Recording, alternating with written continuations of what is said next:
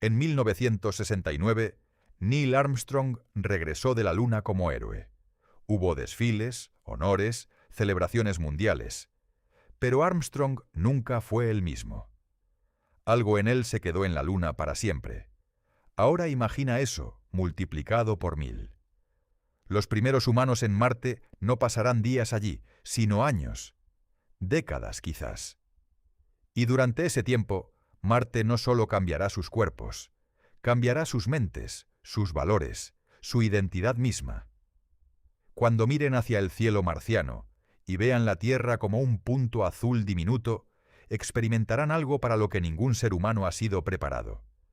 La certeza absoluta de que ese punto ya no es su hogar, que su hogar está bajo sus pies, en ese suelo rojo y frío. Y en ese momento habrán cruzado un umbral del que no hay regreso posible. Hoy exploraremos por qué los primeros marcianos serán la generación más sola de la historia humana. Si te conmueven estas historias sobre los límites de lo humano, suscríbete al canal. Antes de explorar por qué no volverán, necesitamos entender qué significa realmente ir a Marte. No como lo presentan las películas de ciencia ficción, con naves elegantes y viajes rápidos, sino la realidad cruda y descarnada de lo que ese viaje implica. Marte no es la Luna. La Luna está a 384.000 kilómetros de distancia. Un viaje de emergencia de regreso toma 3 días. Si algo sale mal en la Luna, existe al menos una posibilidad teórica de rescate. Marte, en cambio, está a una distancia que varía entre 54 millones y 401 millones de kilómetros de la Tierra, dependiendo de las posiciones orbitales de ambos planetas. El viaje más corto posible, usando una trayectoria de transferencia de Hohmann optimizada cuando ambos planetas están en la posición correcta, toma aproximadamente 7 meses, solo para llegar. Luego, los astronautas tendrían que esperar aproximadamente 18 meses en Marte para que los planetas vuelvan a alinearse en las posiciones correctas para el viaje de regreso. Y luego, otros 7 meses de vuelta. En total, una misión marciana mínima dura aproximadamente 3 años. Y durante esos 3 años, la comunicación con la Tierra tendrá un retraso que varía entre 3 y 22 minutos en cada dirección. Una conversación de ida y vuelta puede tardar entre 6 minutos y 44 minutos solo en tiempo de transmisión. No hay llamadas en tiempo real. No hay videollamadas fluidas. Solo mensajes pregrabados que viajan a través del vacío, llegando con retraso inevitable. Esta distancia no es solo un número. Es una realidad psicológica que cambiará fundamentalmente la experiencia de los primeros marcianos. Imagina estar en el hospital con una emergencia médica y que la respuesta de tu médico tarde 44 minutos en llegar. Imagina que tu familia te llama para decirte que algo malo ha pasado y que no puedes responder en tiempo real. Que cada conexión con tu mundo anterior está mediada por este abismo de silencio. Los psicólogos tienen un nombre para lo que experimentarán los primeros marcianos: aislamiento cognitivo. No es solo soledad, es algo más profundo. Es la sensación de que el mundo que conoces, el mundo que te formó, está tan lejos que ya no es completamente real. Se convierte en una abstracción, en una memoria colectiva, en algo parecido a un sueño. Pero la distancia física y la comunicación retrasada son solo el comienzo de por qué los primeros humanos en Marte no volverán. La verdadera razón es mucho más profunda y más perturbadora. Tiene que ver con lo que Marte le hará a sus cuerpos. Cambios que son inevitables, graduales y en muchos casos irreversibles. Pensemos por un momento en la gravedad. La gravedad en Marte es de 3,72 metros por segundo cuadrado, apenas el 38% de la gravedad terrestre. Esto significa que en Marte, si pesas 80 kilogramos en la Tierra, pesarías aproximadamente 30 kilogramos. Todo es más ligero, los movimientos son más fáciles. Y a primera vista, esto puede sonar maravilloso. Pero el cuerpo humano evolucionó durante millones de años bajo la gravedad terrestre. Nuestros huesos son densos porque necesitan soportar nuestro peso en un campo gravitacional de 9,80 metros por segundo cuadrado. Nuestros músculos son fuertes porque necesitan mover ese peso. Nuestro sistema cardiovascular está calibrado para bombear sangre contra una gravedad específica. Incluso nuestra visión está optimizada para un entorno gravitacional particular. En la gravedad reducida de Marte, todos estos sistemas comenzarán a adaptarse. Y adaptarse, en este contexto, significa debilitarse. Los huesos perderán densidad, porque el cuerpo, en su eficiencia brutal, dejará de mantener tejido óseo que ya no necesita para soportar tanto peso. Los músculos se atrofiarán. El sistema cardiovascular se reajustará. El fluido cerebroespinal redistribuirá de manera diferente, posiblemente afectando la visión de la misma manera que afecta a los astronautas en la Estación Espacial Internacional. Los astronautas de la Estación Espacial Internacional, que experimentan ingravidez total, pierden aproximadamente entre 1 y 2% de densidad ósea por mes. En Marte, la pérdida sería menor gracias a la gravedad parcial, pero aún así significativa durante años de exposición. Y a diferencia de los astronautas de la EEI, que regresan después de 6 meses y se recuperan gradualmente, los primeros marcianos estarán expuestos durante años, quizás décadas. Después de 2 o 3 años en la gravedad marciana, el cuerpo de un humano habrá experimentado cambios profundos. Cuando esa persona intente regresar a la Tierra y enfrentarse a una gravedad 2.6 veces mayor que la que ha experimentado durante años, el impacto será devastador. Sus huesos, debilitados y adaptados a Marte, podrían fracturarse bajo el esfuerzo. Sus músculos, atrofiados, no podrían soportar el peso de su propio cuerpo. Su corazón, recalibrado para bombear en condiciones marcianas, lucharía para funcionar eficientemente. La recuperación sería posible, teóricamente, pero sería un proceso doloroso, largo, potencialmente de años, lleno de rehabilitación intensa y riesgo constante de lesiones. Y cada año adicional en Marte haría ese regreso más difícil, más peligroso, más improbable. Pero aquí está la parte más importante que a menudo se pasa por alto en las discusiones sobre colonización marciana. En algún punto ese regreso no solo sería difícil, sería imposible. El cuerpo habrá alcanzado un punto de adaptación del que no puede revertirse completamente. Los primeros marcianos se habrán convertido biológicamente en una variante del ser humano que ya no puede funcionar en la Tierra que los creó. Y este es solo el comienzo de la historia, porque los cambios físicos, aunque profundos, son quizás menos permanentes que los cambios que ocurrirán en sus mentes. Existe un concepto en psicología llamado el efecto de perspectiva general que ya hemos explorado en el contexto de los astronautas del Apolo. Pero lo que experimentarán los primeros marcianos será algo cualitativamente diferente, más profundo, más permanente, más transformador. Cuando los astronautas del Apolo vieron la Tierra desde la Luna, fue un shock de perspectiva breve e intenso. Estuvieron allí días, no años. Regresaron antes de que su cerebro pudiera comenzar a reconfigurarse completamente. La experiencia los marcó profundamente, sí, pero regresaron siendo reconociblemente los mismos hombres que habían partido. Los primeros marcianos no tendrán ese lujo. Estarán expuestos a la perspectiva marciana durante años. Y el cerebro humano, esa máquina extraordinariamente adaptable, comenzará a reorganizarse. No metafóricamente, literalmente. Las conexiones neuronales que asociaban hogar con la Tierra se debilitarán gradualmente. Las que asocian hogar con el paisaje marciano, con las rutinas marcianas, con las personas que comparten ese mundo rojo y frío, se fortalecerán. Esto no es ciencia especulativa, es neuroplasticidad básica. El cerebro se reorganiza en respuesta al entorno. Las personas que se mudan a países extranjeros experimentan versiones menores de este proceso. Después de años en un nuevo lugar, ese lugar comienza a sentirse como hogar, y el hogar original comienza a sentirse extraño. Los inmigrantes que regresan a su país natal después de décadas describen a menudo una sensación de alienación, de no pertenecer completamente a ningún lugar. Ahora multiplica ese efecto por la distancia, el aislamiento y la radicalidad del entorno marciano. Los primeros marcianos no estarán en otro país, estarán en otro mundo, literalmente, un mundo donde el cielo no es azul, sino de color durazno o gris rosado, donde el sol se ve más pequeño y más pálido, donde el silencio exterior es absoluto, porque no hay atmósfera suficiente para transmitir sonido de manera significativa, donde cada momento fuera del hábitat requiere un traje espacial, donde la naturaleza, en el sentido terrestre de la palabra, simplemente no existe. Hay un fenómeno psicológico que los investigadores llaman adaptación hedónica.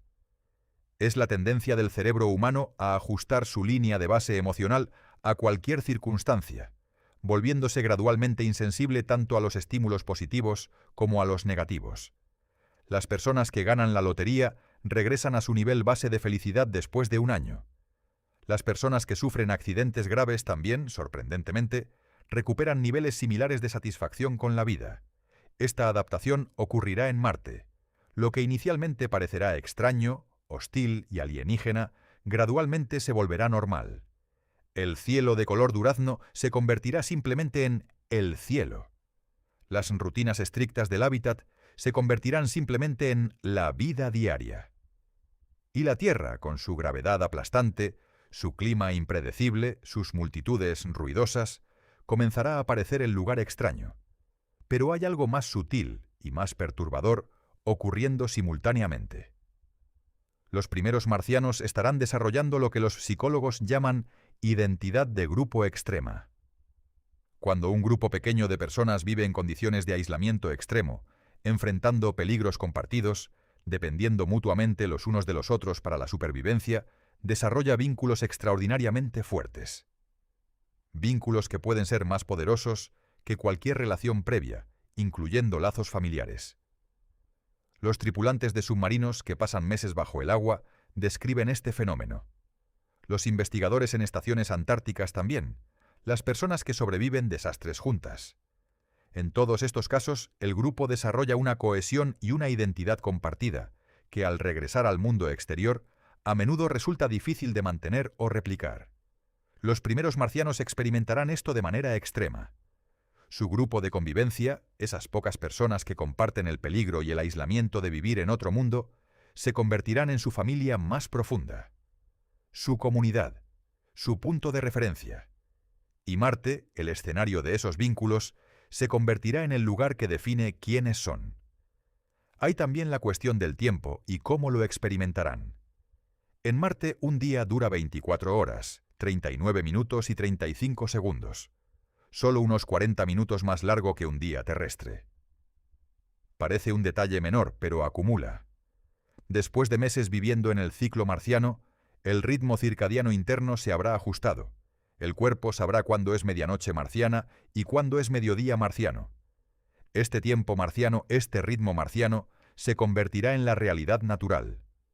Cuando regresen a la Tierra, si regresan, tendrán que readaptarse a un ciclo de 24 horas. Parece trivial, pero en combinación con todos los otros ajustes físicos y psicológicos, añade otra capa de alienación al regreso. Pero hay algo que trasciende todos estos factores fisiológicos y psicológicos, algo más fundamental, más filosófico. Es la cuestión de la identidad misma. ¿Quién eres? En gran medida, eres el producto de tu entorno, de los paisajes que viste crecer, de los olores que asocias con la infancia, del cielo que viste cada mañana al despertar, del suelo que pisaste, de la lluvia, el viento, el sol en tu piel. Toda tu experiencia sensorial, toda tu formación emocional está profundamente entrelazada con la Tierra. Los primeros marcianos llegarán a Marte con toda esa historia terrestre. Pero Marte comenzará inmediatamente a escribir su propia historia sobre ellos. Cada amanecer marciano, con el sol pequeño y pálido elevándose sobre un horizonte rojo y polvoriento, añadirá una nueva capa a su identidad. Cada tormenta de polvo que golpee el hábitat durante días. Cada salida en traje espacial, caminando sobre un suelo que ningún humano ha pisado antes. Cada momento de asombro ante un paisaje que existió durante 4.000 millones de años en absoluta soledad. Después de años de esto, ¿quién serán? Seguirán siendo humanos en el sentido biológico, pero serán humanos formados por dos mundos, pertenecientes completamente a ninguno, demasiado cambiados para encajar en la Tierra, demasiado terrestres para ser verdaderamente marcianos. Habitarán un espacio intermedio, una nueva categoría de ser humano que no tiene precedente en la historia. Y aquí está la paradoja más cruel. En el momento en que los primeros marcianos alcancen este estado, cuando Marte comience a sentirse como hogar y la Tierra comience a sentirse como un lugar distante y extraño, ese será precisamente el momento en que la tecnología de regreso esté disponible. Les ofrecerán boletos de vuelta, y muchos, quizás la mayoría, declinará. No porque no extrañen la Tierra, la extrañarán profundamente, con una nostalgia que los acompañará el resto de sus vidas, sino porque el regreso se habrá convertido en algo más aterrador que quedarse.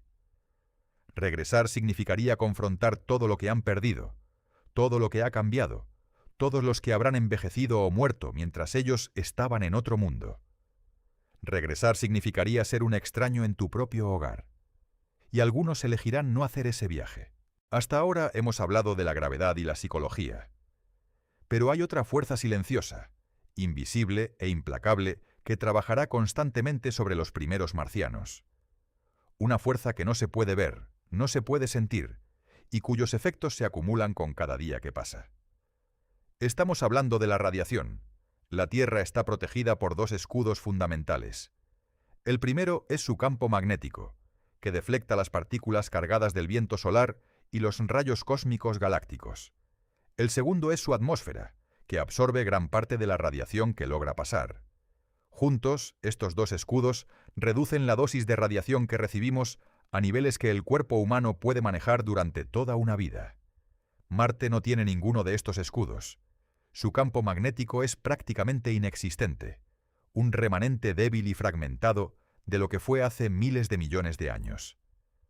Su atmósfera tiene apenas el 1% de la densidad de la terrestre, insuficiente para proporcionar protección significativa contra la radiación. El resultado es que la superficie marciana está bañada en niveles de radiación que serían inaceptables en la Tierra.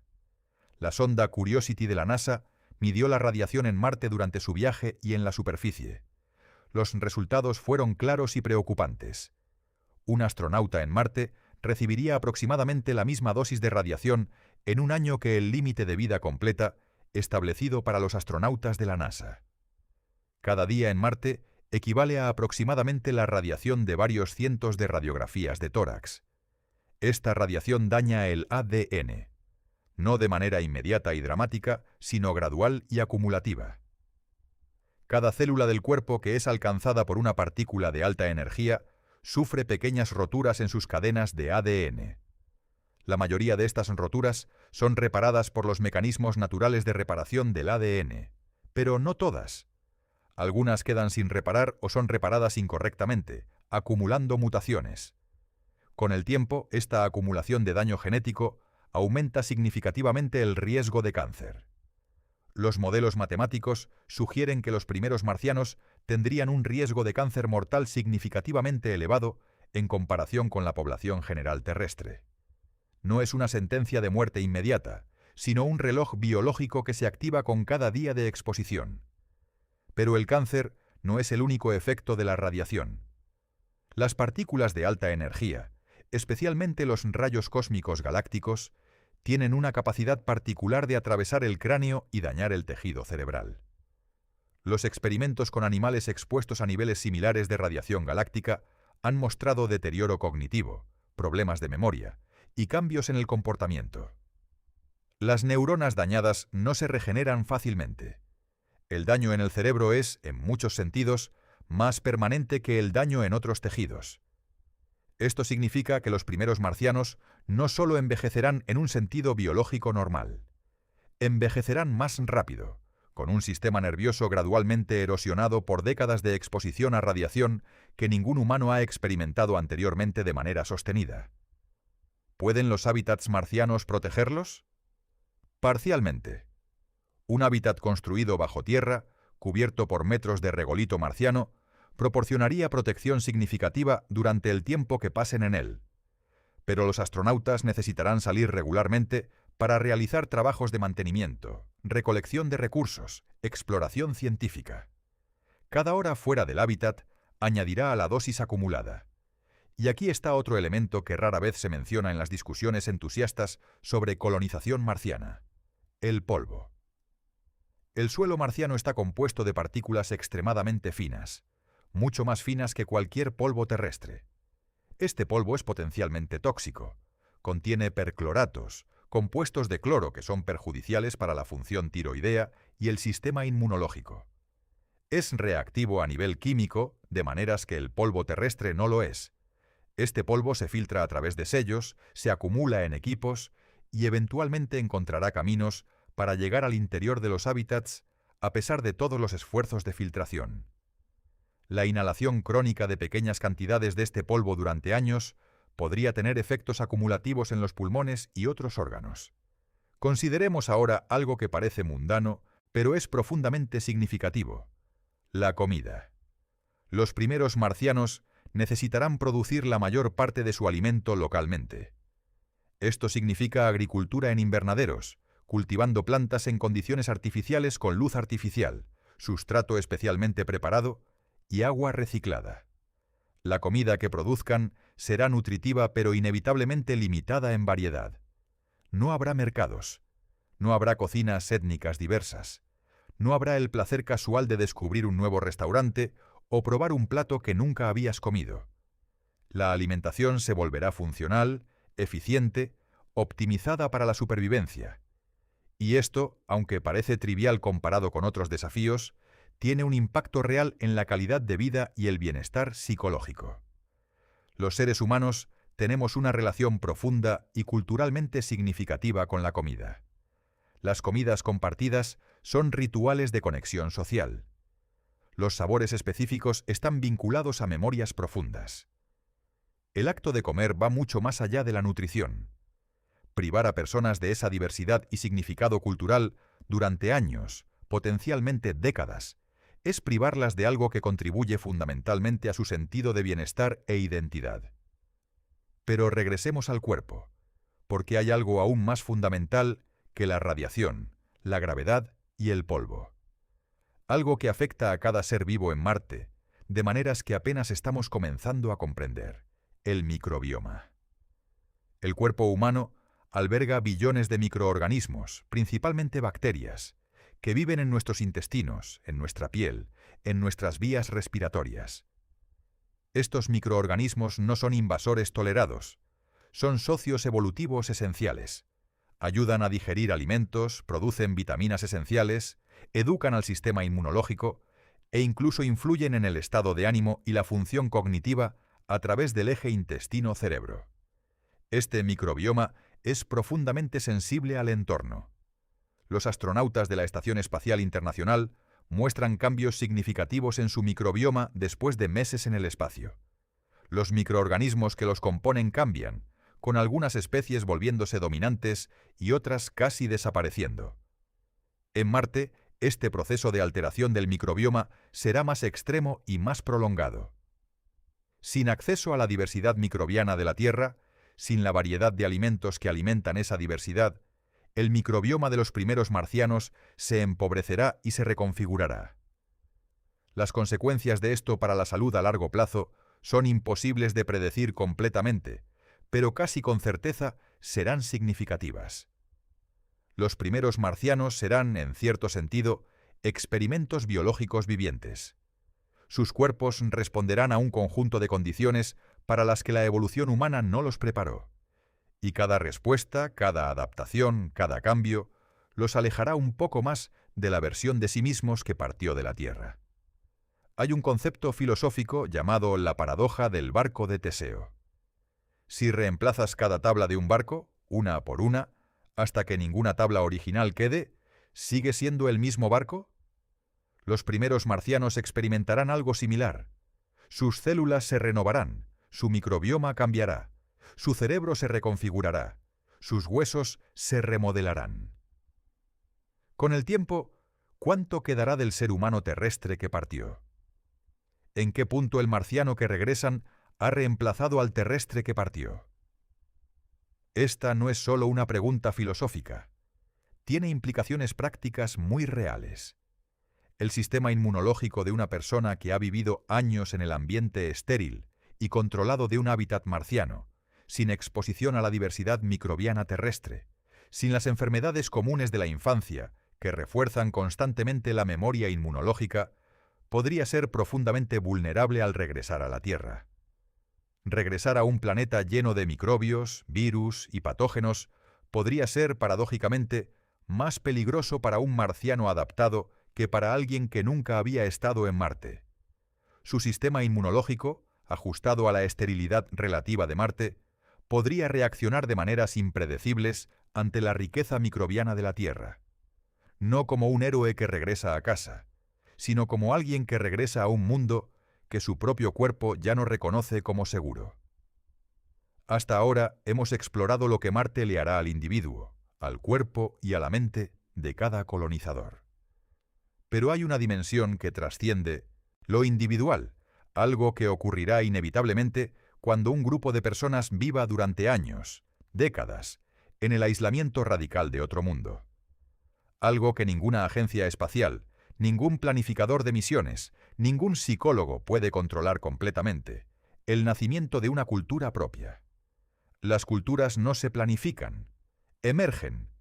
Son el resultado orgánico de personas compartiendo experiencias, desarrollando tradiciones, creando lenguaje, estableciendo valores colectivos. Y en el aislamiento extremo de Marte, este proceso ocurrirá con una intensidad y una velocidad que no tiene precedente en la historia humana. Pensemos en cómo nacen las culturas en la Tierra. Los grupos aislados, ya sean comunidades en islas remotas, valles montañosos inaccesibles o aldeas en desiertos extremos, desarrollan invariablemente dialectos propios, costumbres únicas, sistemas de valores adaptados a su entorno específico. Esto ocurre incluso cuando esas comunidades tienen contacto esporádico con el mundo exterior. Los primeros marcianos tendrán contacto con la Tierra, sí, pero mediado por retrasos de minutos, por ancho de banda limitado, por la inevitable selección de qué comunicar y qué no. Con el tiempo, la cultura que emerja en Marte será cada vez más autónoma, cada vez más adaptada a las realidades marcianas, cada vez más distinta de cualquier cultura terrestre. Desarrollarán su propio humor, inevitablemente oscuro y específico, el tipo de humor que solo tiene sentido si has vivido el peligro constante y el aislamiento extremo. Desarrollarán sus propios rituales, formas de marcar el tiempo, de celebrar los hitos, de llorar a los muertos.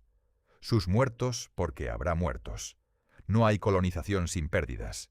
Y el lenguaje evolucionará. No dramáticamente al principio, pero sí de maneras sutiles y acumulativas.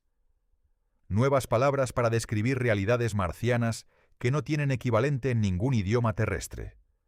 El color específico del cielo marciano al amanecer. La sensación particular de caminar en un traje espacial sobre polvo marciano. La calidad del silencio fuera del hábitat, un silencio absoluto que ningún humano terrestre ha experimentado, porque en la Tierra siempre hay algo: el viento, los insectos, el rumor distante de la civilización. Este lenguaje emergente creará una barrera adicional con la Tierra. No una barrera infranqueable, pero sí una que añadirá distancia cultural a la distancia física. Las generaciones terrestres encontrarán cada vez más difícil conectar verdaderamente con los marcianos, no por falta de voluntad, sino porque su experiencia del mundo será fundamentalmente diferente. Y luego está la cuestión de los niños. En algún momento, si la colonización tiene éxito y se extiende en el tiempo, habrá niños nacidos en Marte. Esta es quizás la frontera más profunda y más irreversible de todas.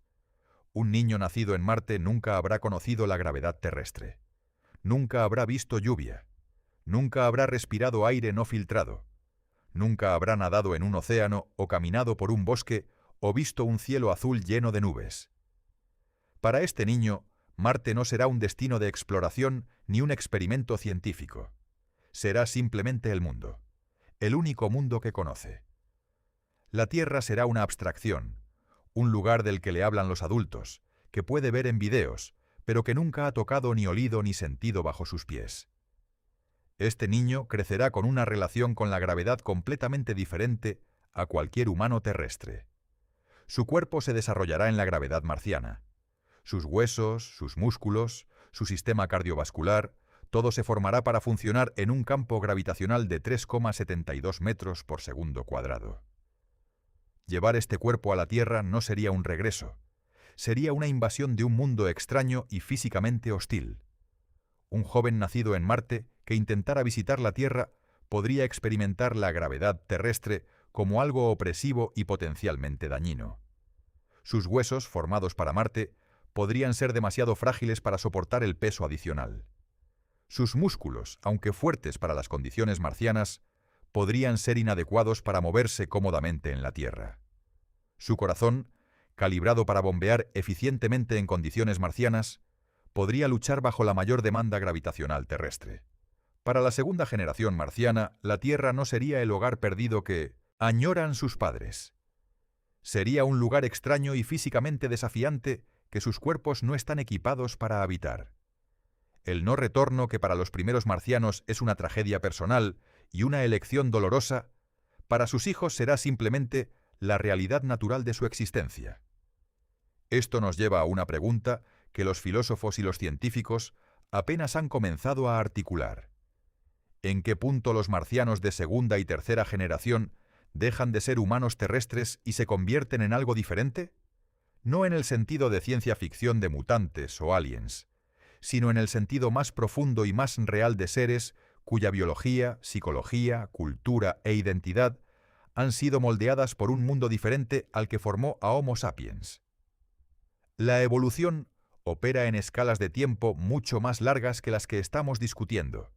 No habrá cambios evolutivos en unas pocas generaciones. Pero habrá diferencias fenotípicas significativas, diferencias en cómo los genes se expresan en respuesta al entorno marciano. Habrá diferencias culturales profundas.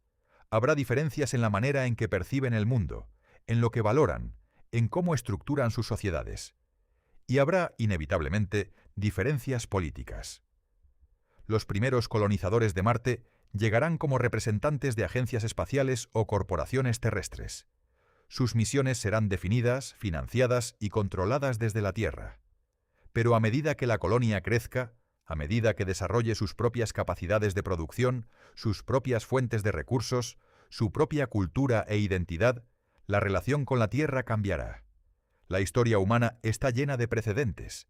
Las colonias que eventualmente declaran su independencia de las metrópolis que las fundaron. Las comunidades que, al ganar autosuficiencia, reclaman autonomía. No porque sean desagradecidas, sino porque sus necesidades, sus prioridades y su visión del mundo han divergido de las de quienes las crearon. Los marcianos de tercera generación pueden muy bien mirar hacia la Tierra con una mezcla de respeto histórico y distancia cultural, de la misma manera que muchos americanos modernos miran hacia Europa. Reconocen la herencia, aprecian las raíces, pero no sienten que esas raíces los definen. Su identidad es otra, su mundo es otro. Y en ese momento, el viaje sin retorno habrá completado su arco más profundo. No será solo que los primeros colonizadores no pudieron volver físicamente. Será que sus descendientes no querrán volver, no necesitarán volver, y eventualmente no podrán volver. Habrá nacido una nueva rama de la humanidad, adaptada a otro mundo, con su propia historia, su propia cultura, su propio futuro. La especie que llamamos Homo sapiens, que durante toda su historia se ha definido por ser de la Tierra, habrá dado un paso irreversible hacia convertirse en algo más vasto y más diverso. Una especie multiplanetaria, con dos ramas que comparten un origen común, pero que se desarrollan en direcciones diferentes, moldeadas por mundos diferentes, bajo cielos diferentes. Hay algo profundamente hermoso en esto, aunque también algo que duele reconocer. La expansión de la humanidad hacia Marte no será solo un triunfo tecnológico, será también una despedida, una ruptura. El momento en que la familia humana, unida durante toda su historia por el hecho de compartir un único mundo, comience a separarse en ramas que ya no pueden reunirse completamente. Hay una pregunta que flota sobre todo lo que hemos explorado hoy, una pregunta que merece ser respondida con honestidad. Si los primeros humanos en Marte nunca volverán, si el viaje cambiará sus cuerpos de manera irreversible, si sus mentes se reconfigurarán, Si sus hijos no podrán regresar, ¿por qué irían? ¿Por qué alguien elegiría esto?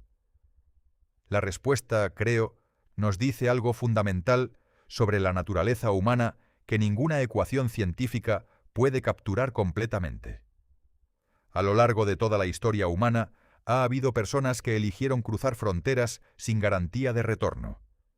Los primeros humanos que cruzaron el estrecho de Bering desde Asia hacia América hace 15.000 años no tenían mapas ni sabían lo que encontrarían al otro lado.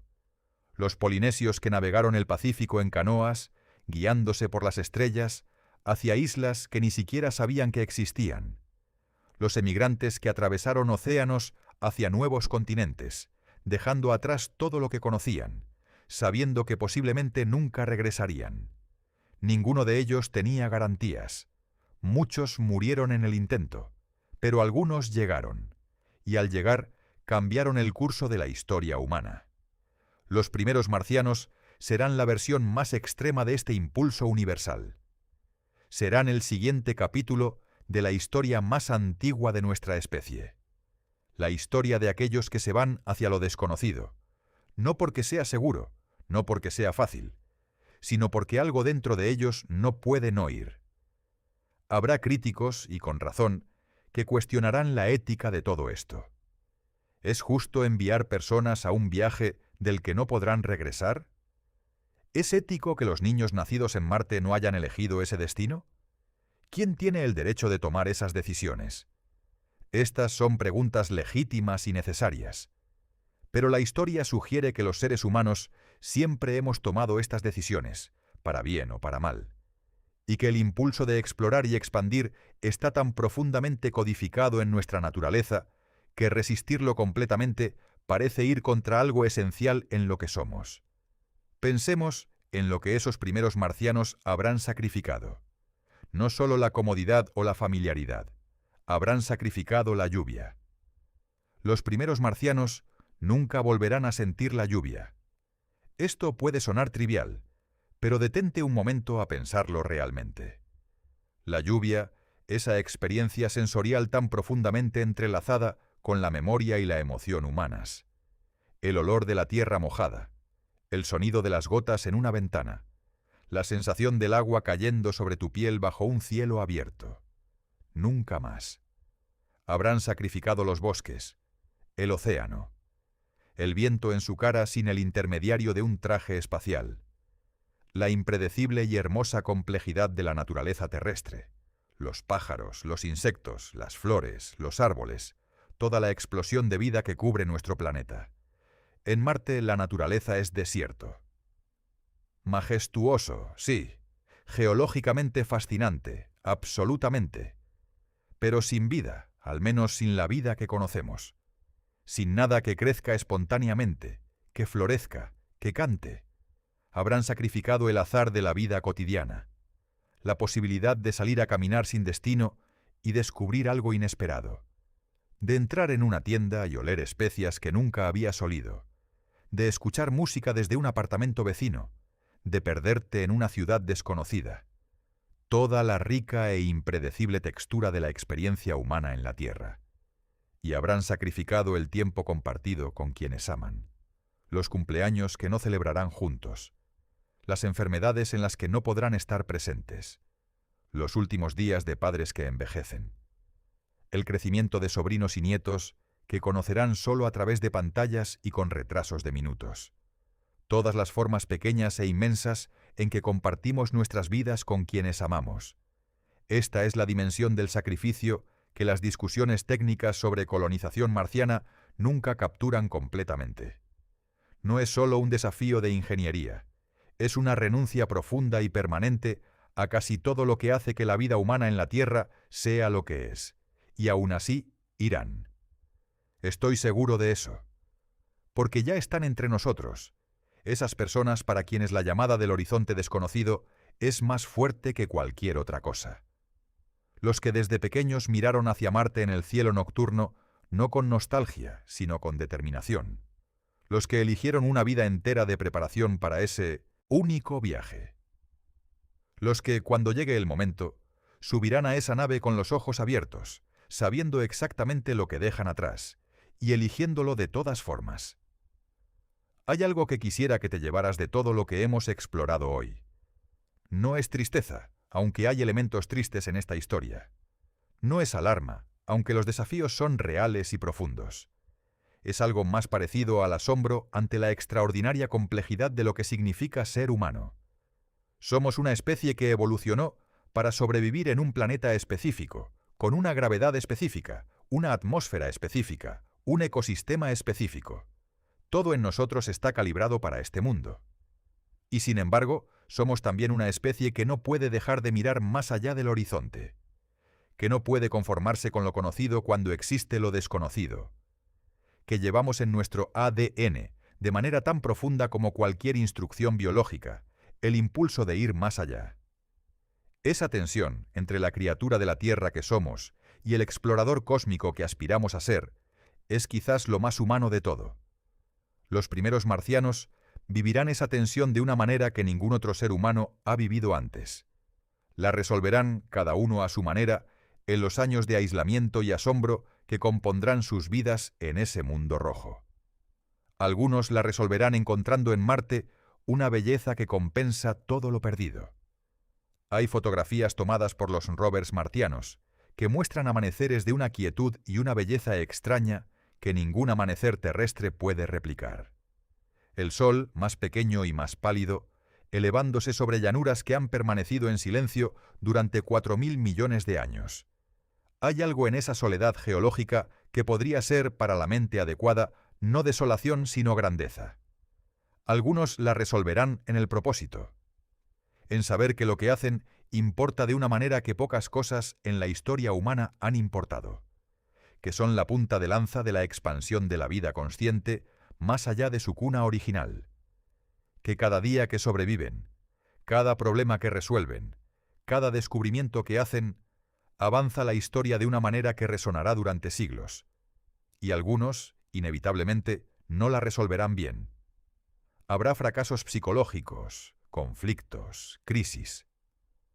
La historia de la colonización marciana no será una historia de héroes perfectos, será una historia humana, con toda la complejidad, la contradicción y el sufrimiento que eso implica, pero será también una historia de coraje de una escala que no tiene precedente. Cada uno de los primeros marcianos habrá tomado la decisión más radical que un ser humano puede tomar: elegir un mundo diferente. Elegir pertenecer a algo más grande que cualquier nación, cualquier cultura, cualquier herencia. Elegir ser el puente entre lo que la humanidad ha sido y lo que podría llegar a ser. Cuando mires hacia Marte en el cielo nocturno, ese punto rojizo que a veces brilla con tanta claridad que parece casi cercano, piensa en ellos, en los que irán, en lo que dejarán atrás, en lo que encontrarán y en lo que nunca podrán recuperar. Piensa en la lluvia que nunca volverán a sentir, en los bosques que nunca volverán a ver, en las personas que amarán desde una distancia de millones de kilómetros, con retrasos de minutos entre cada palabra. Y piensa también en lo que ganarán: un horizonte que ningún humano ha visto antes, un cielo que ningún humano ha conocido, la certeza, la más profunda y más aterradora certeza de que están haciendo algo que importará para siempre. Los primeros humanos en Marte nunca volverán, pero lo que traerán al cosmos, esa chispa de conciencia humana plantada en suelo marciano, esa persistirá. Y en esa persistencia está la respuesta más profunda a la pregunta de por qué irán. No van a conquistar Marte, van a convertirse en marcianos, y al hacerlo expandirán para siempre los límites de lo que significa ser humano. Si esta reflexión sobre el futuro de nuestra especie y los límites de lo humano te ha movido, si te ha hecho pensar de manera diferente sobre lo que somos y lo que podríamos llegar a ser, te invito a suscribirte al canal, porque hay más historias como esta esperando ser exploradas, historias sobre los bordes de la experiencia humana, sobre el cosmos y nuestro lugar en él, sobre las preguntas que más importan. Gracias por acompañarme en este viaje. Hasta la próxima exploración.